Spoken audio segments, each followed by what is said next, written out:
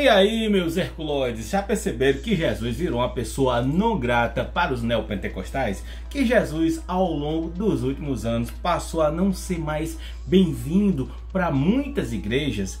Muitos líderes religiosos de hoje seguem uma tendência que não é mais a de seguir a Cristo, mas sim um novo modelo baseado no Antigo Testamento. E nesse modelo, o chefe de Estado é também o representante de um Deus, o representante da família, da moral e dos bons costumes. E principalmente, esse chefe de Estado não tem adversários políticos, mas sim inimigos. Nesse modelo, a política virou a guerra de um bem contra um mal. E nesse contexto, todas as barbaridades que esse líder vier a fazer e disser será justificada, pois ele é ungido por Deus. Aleluia! E olha que eu venho alertar para o ovo da serpente. Vou fazer uma análise aqui que nenhum canal de esquerda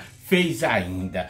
Veja esse vídeo do Nicolas Ferreira no dia 25 de fevereiro. A micareta do carnagope de Bolsonaro. Moisés, ele não chegou a ver e entrar na terra prometida. Mas teve um jovem chamado Caleb que entrou. Mas se não fosse a força de Moisés, Caleb não teria entrado. Vejam, Moisés sai do Egito, atravessa o Mar Vermelho e já dá de frente com o exército cananeu, os amalequitas. Ele, o Moisés com Josué, mata todo mundo ali e começa a trajetória de Moisés como líder político, militar e religioso de um povo. Depois disso, meu filho, foi só carnificina até o povo israelita, os hebreus, dominar toda a Canaã, a terra prometida. Só que realmente Moisés morre antes e os outros continuam. E ao falar nisso, o Nicolas está fazendo um comício em cima da carcaça de Bolsonaro. Bolsonaro fraco, traído, prestes a ser preso. Nicolas chega e diz: patriotas, Bolsonaro já era, mas ele foi muito importante para que eu, o mais jovem, o Caleb, seja o futuro líder de vocês. E assim, Nicolas faz campanha descaradamente dentro de um ato do próprio Bolsonaro. Talvez nós não veremos o Brasil prometido, mas os nossos filhos, os filhos dos nossos filhos, verão um Brasil novamente verde e amarelo. Viu? Eu sou um jovem discursando para um monte de pessoas com idade entre 40 e 70 anos. Então, os seus filhos, os filhos dos seus filhos, quer dizer, seus netos, vão ter um presidente ainda de direita. Tenha calma. E será quem? Será eu? O nosso inimigo ficou 12 anos, persona não grata, tentando a presidência da República, e ele conseguiu depois de 12 anos. Nós não temos o direito de ter menos persistência do que o nosso inimigo. Como eu disse, o discurso é de ódio e eles não têm adversários políticos, mas sim inimigos. E é plantando essa sementinha do ódio dentro do coração dos patriotas que acontece, como a gente vê, as grandes barbaridades. E eu gostaria de finalizar dizendo que a hora mais escura antecede o amanhecer.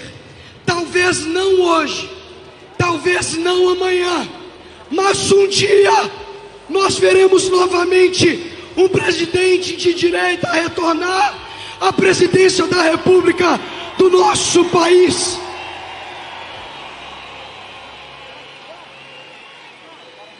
O presente pode ser deles, mas o futuro será nosso. Olha, gente, tá aí, né? Ele deixa bem claro o seu recado. Nicolas quer ser presidente do Brasil e digo a vocês, esse aí é muito mais perigoso para a democracia de que o Bolsonaro. O cão é muito bem articulado. Meus herculoides, eu vim aqui apenas para dizer, deixar bem claro que o que eu falei que seria inédito meu comentário era com relação às falas de Nicolas Ferreira, viu?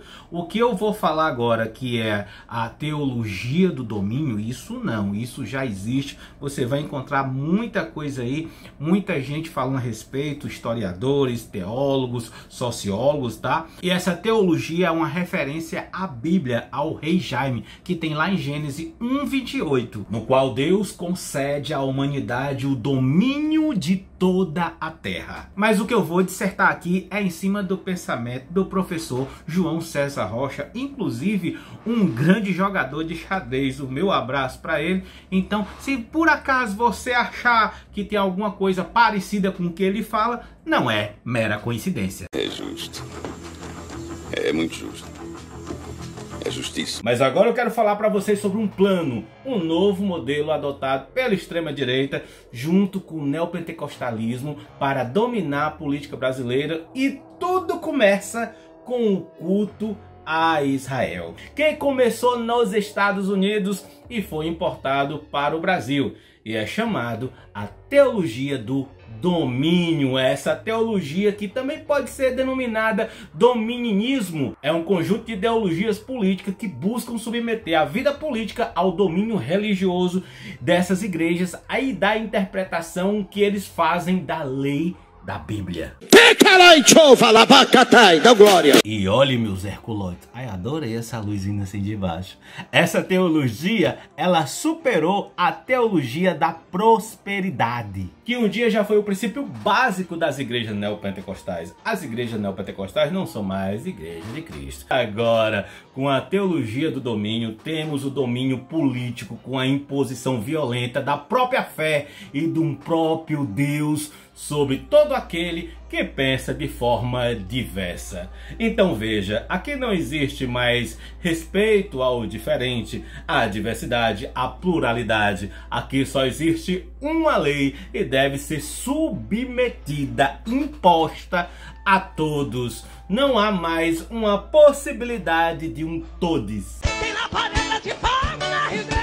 O que acontece hoje nas igrejas neopentecostais é uma transferência radical do Novo para o Velho Testamento. E preste atenção, até mesmo no Velho Testamento será escolhido o que lhe convém para dominar. Eles não vão falar de Moisés como um sábio que conduz o povo até a libertação do Egito. Aqui vai ser um Moisés que fica 40 anos no deserto para criar um exército com mais de 8.000 homens para invadir Canaã, tomar as terras à custa de guerras e morte.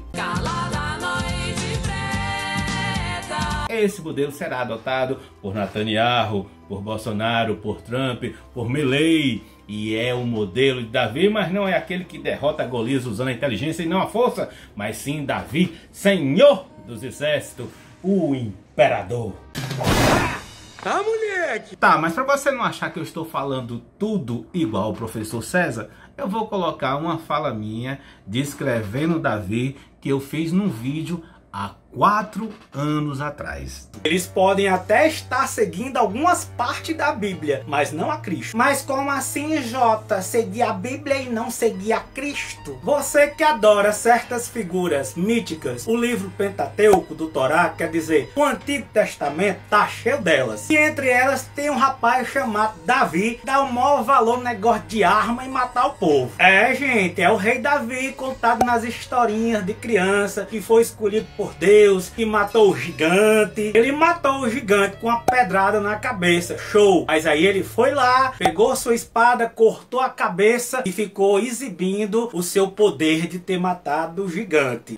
Era apaixonado por armas e lutas sangrentas. E pastorzinho passou a trabalhar no exército do rei Saul, e logo que ele estava lá trabalhando no exército, um cargo de confiança, ele já começou a planejar um golpe para derrubar o rei Saul. E depois depois da morte do rei Saul, ele manda matar todos os descendentes, herdeiros do rei Saul. E ainda mais, quando as pessoas que ele mandou matar voltou para dizer que a missão tinha sido um sucesso, ele já tinha programado também para matar esses que ele mandou matar. Quer dizer, como um verdadeiro chefe da máfia, Davi não queria testemunhas. Explorava o povo com altos impostos para poder custear as suas guerras e seu estilo de vida. E se não bastasse, ele se apaixona pela esposa de um soldado, engravida a esposa do soldado, e para poder esconder o seu adultério, ele manda esse soldado para as frentes de batalha para poder morrer logo e ele poder ficar com a esposa. A extrema-direita transnacional encontrou em Davi um modelo. E qual é esse modelo? O modelo do pecador ungido. Aquele que mente, que mata, que tem várias esposas, egocêntrico, que domina e escraviza os mais fracos. E o pior, ele faz tudo isso em nome de Deus. E aí nós temos hoje cristãos justificando seu apoio a Bolsonaro. Olhei para Bolsonaro, um cara que fala palavrão, que defende a família, mas que não é exemplo dela, ok? Pelo menos em suas experiências anteriores. É um camarada altamente, como é que eu vou dizer, impulsivo. Destemperado. Exatamente, ele reage mais do que responde. Só que o que esse camarada, assim, defende, pode até não ser exemplo, mas o que ele defende, certo? Porque ele defende a igreja. Para a extrema-direita transnacional, todos esses pecadores ungidos estão perdoados dos seus absurdos que venham a cometer, e é justificado todos os seus pecaditos. Todo mundo faz isso. Eles usam Israel como símbolo santo para dominar e justificar os seus atos de preconceito, ódio, mentiras e genocídio. Olha, meus irmãos, e é isso que tem acontecido nos últimos anos com a política brasileira. Religiosos fundamentalistas tornando a política numa arena de guerra entre um tal bem e um tal mal. Não se trata mais de direita e esquerda, mas sim de um provável povo escolhido por Deus contra um demônio, ou e todos aqueles que esse demônio venha a cuidar. É o pobre, é o trabalhador. Eles não querem saber de políticas públicas, de auxílio, de educação pública, de saúde pública, de Minha Casa Minha Vida, pois isso representa o pobre. E o pobre é amparado por governo de esquerda e a esquerda representa o mal. É fácil a equação. Tá bom. Tanto que todos os políticos que representam a extrema-direita não precisam de projetos assistenciais.